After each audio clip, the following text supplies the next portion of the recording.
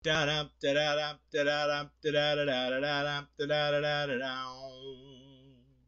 does that even mean, Bowers Game Corner? Ahoy there, YouTube! I'm back again today for another game review, another special expansion review. And today I'm very excited to be checking out Star Realms Crisis, the Bases and Battleships expansion. This is going to add some new bases and some new battleships to your Star Realms game. But is it worth your $5, this small micro expansion? Let's open it up, see how it works. Alright then, so we're going to be going over the Crisis Star Realms expansion, Bases and Battleships. This is a standalone expansion you can buy for about $5. It's going to come with a couple cards in it. We're going to go over all the cards in there. So first and foremost, we're going to have two kinds of red cards you're going to get. First one is the Mega Mech. It's going to cost you 5 coins. It's going to do 6 damage, and you may return target base from play to its owner's hand. Now you're like, why would I possibly want to do that? Because you can get rid of that target base, at least for the time being, and focus all of your attack on them. So you'll be doing 6 damage to them. Also, secondary ability, draw a card. So that's not a bad one at all. The defense bot, one I really do like. 2 coins, 1 damage. You may scrap a card in your hand or discard pile. Pretty standard. But if you control 2 or more bases, you're going to gain 8 damage points there. So you could potentially be doing 9 damage points with a 2-cost card. And you're going to get 2 of these. These are ones I really, really like. Moving on to the green, the blobs, we're going to have the Obliterator. It's going to cost you 6, so it's going to be pretty pricey, but it's going to do 7 damage, and if your opponent has 2 or more bases, it's going to gain 6 damage, so essentially this thing can do up to 13 points of damage, and, a secondary ability of drawing another card. So that is a really powerful card potentially there.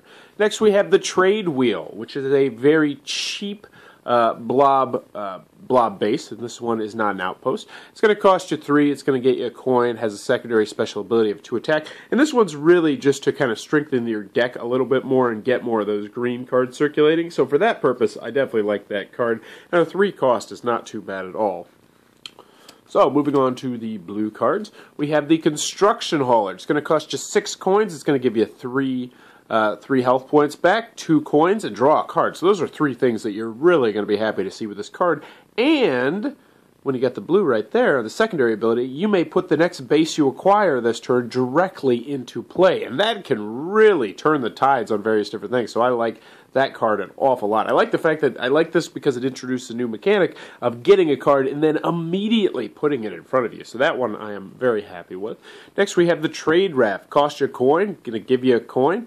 If you have another blue out there, it's going to allow you to draw a card, and you trash it, you get a coin. So it's cheap, throw away, but at the same time, if you have a nice blue deck, this is really going to be one where you can potentially draw quite a few cards because there are 2 of these included. Last but not least, moving on to the yellow, we have the Imperial Trader. It's going to give you $3 and let you draw a card, so that's a good start. Cost you 5, and if you have a secondary yellow, it's also going to do 4 damage on there, so not too bad at all. And then we have 2 fighter bases, and this is going to cost you 3, so it's another pretty cheap base. It is an outpost, which means they'll have to attack it. Target opponent discards a card if you have another yellow card. So this one's a really nice one because, it's just going to sit out there, they have to destroy it, and if you get that yellow card, boom, they're already discarding a card. So you're going to get 2 of those. So those are the cards you are going to be getting in Star Realms, the Bases and Battleship expansion. Oh, great dokery, the Star Realms Crisis Bases and Battleships expansion. What are my final thoughts? Let's go over the pros, let's go over the cons. First, on the con side, it's not by any means a big box expansion. It's not even a small box expansion. It's only going to be 12 cards, which is kind of disappointing that they're choosing to do this microtransaction thing, but some people are going to like that. I like it personally. Also, if you were hoping for something that's going to completely be crazy and out there and different, there's some new concepts brought in with these bases and battleships, but nothing completely groundbreaking. Obviously, being able to take the base out of the middle and put it in front of you is really, really cool. And then the, the defense bot, which if you control 2 bases, you gain 8, so essentially a 2-cost card is going to be able to do 9 points of damage. That's really cool, but nothing too ground-shaking here. Also, if you didn't like Star Realms, the original Star Realms, this is not going to change your mind. Moving on to the pros, I like the Bases and Battleships expansion. It's $5, it's an impulse buy. It's just something you can just throw in there and add. You're not going to have to teach any new rules on this expansion, which is always a good thing when you get an expansion. When you bust it out and say, all right, what's new here? You say, oh, nothing. You just get new cards. And I like that. I mean, they're not trying to reinvent the wheel here. I like that an awful lot. But I will say, of all the Crisis expansion packs that I've played with, and I've played with all of them, I only own 3 of them, this is probably... I don't know. It's probably going to be the weakest for some people. Now, I personally like it because it adds new shit. But the other ones all like kind of add something new to the game. There's like events in one of the packs, and there's solo and cooperative in the Gambit pack, which adds something new. And then there's the heroes, which just completely adds something new. And so I could see some people being disappointed with this pack. But needless to say, $5 if you enjoy Star Realms.